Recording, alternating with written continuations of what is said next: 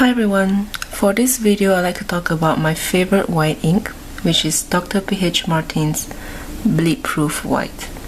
I've used all kinds of white inks before, but this one remains my favorite because it's cheap, it's widely available, and it's super opaque, and I think quite appropriate for calligraphy work.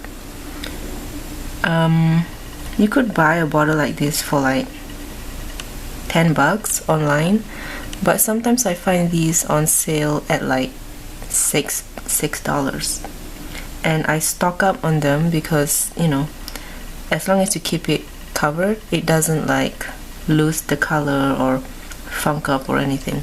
So yeah, so this is a new bottle that I bought, so I'm gonna show you how I mix it. So when you open a new bottle, it might look off-putting because it's really super thick. Like, even if I hold it upside down, no ink comes out. So this is great if you're gonna use this for graphic design, because all you need to do is just, you know, you can use it right out of the bottle. But this is not appropriate for calligraphy. So to get it to the consistency that we want, we would have to add some water. You can decant some of the ink into a little inkwell, but what I like to do is to use Bleedproof White in this actual bottle. So I would add, like, you see, this is where the ink starts. So I would add clean water, maybe half an inch, and then mix the same amount of ink up to about here. So that means I'm not adding this much water and mixing the rest of the bottle. I'm just mixing the top layer. The ratio is about 1:1. The consistency should be kind of like whole milk, so it also depends on how thick or thin you want your ink to be. But anyway, I'll just show you now.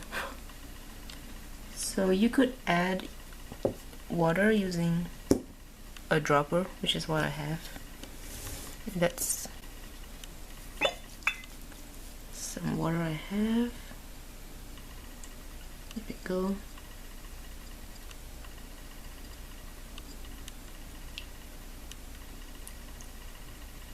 There, something like that. And you could use a brush to mix.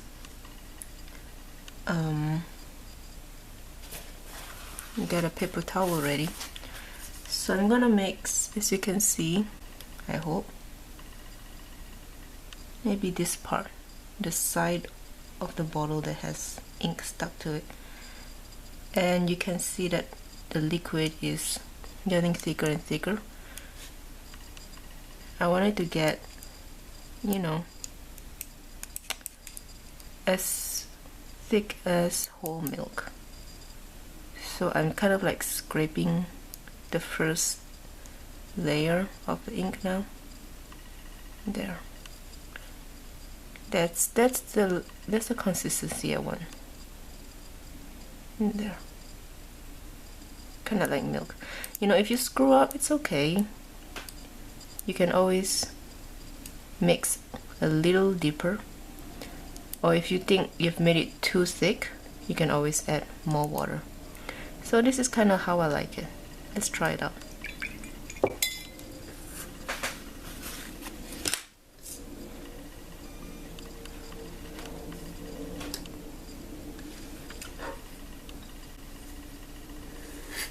Yeah, that's perfect. And you can see it's super opaque, just the way I like it. Oops. Maybe too opaque.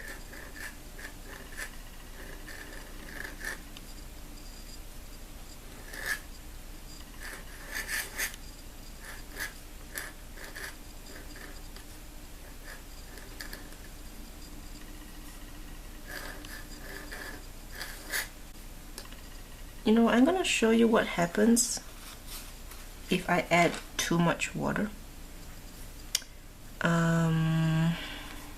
So yeah, I'm gonna like add way too much water, and you'll see what it looks like if the ink is too diluted. So sometimes I use the back of my oblique holder to mix. You know, whatever works.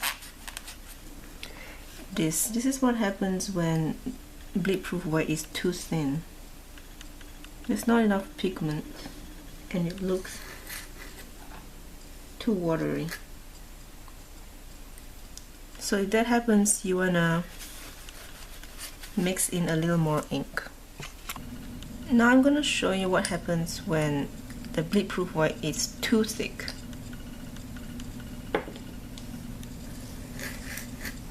It starts skipping. That's how you can tell.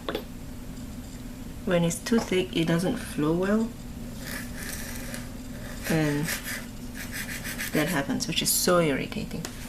So all you need to do is add a little more water. This stuff can get a little messy, so when you start using your Bleedproof white, it's a good idea to keep the rims of your bottle clean. So just like, you know, clean this once in a while. Make sure there's no ink on it.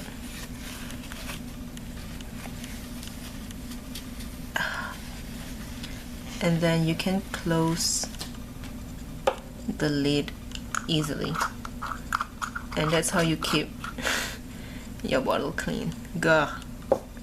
You know, I'm not the best person to listen to about that because this is my old bottle of Bleedproof white. So you can see it's like all crusted with ink. That's because I never closed the lid to this. I don't even know where the lid is actually. But the weather is so dry here. I live in the desert, so I leave it open like this and it just dries off. And all I do in the morning is add more water, and that's all it needs. It doesn't influence the color or anything. So this is my old bottle, and there's a little bit of ink left inside, so all I need to do is add a bit more water and it's ready to go again. But you know, all this little crusty stuff can get a little annoying, especially if you're trying to dip. So yeah, you might want to clean your Bleedproof white so you can prevent stuff like this.